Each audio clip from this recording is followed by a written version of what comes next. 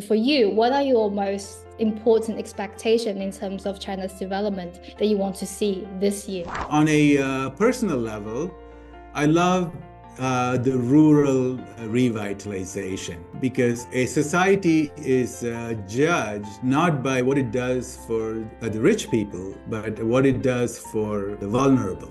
The agenda for the Chinese government every year is to issue the number one document. So it's called the number one document.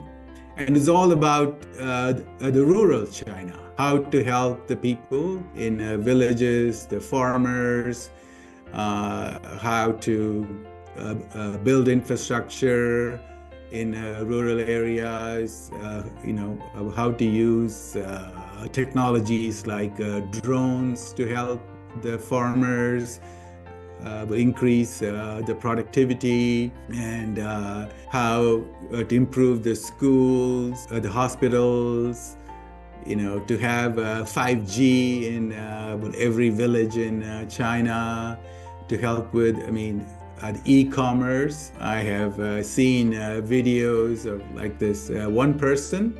She's our deputy at the National People Congress, the NPC. She used to live in a big city, and then she went back to her rural town, and she started this the live streaming business of selling farm goods like walnuts and the honey and cage-free eggs. It sounds simple, but now she has a revenue of $1 million a year, and she's selling all these farm goods, which also help the village and the farmers. So that kind of rural revitalization, I think, is the secret to China's success, because you need the whole society to win. So you need the whole country to win, not just the rich and the well-educated and the smart people in big cities. That to me was the one that I liked the most.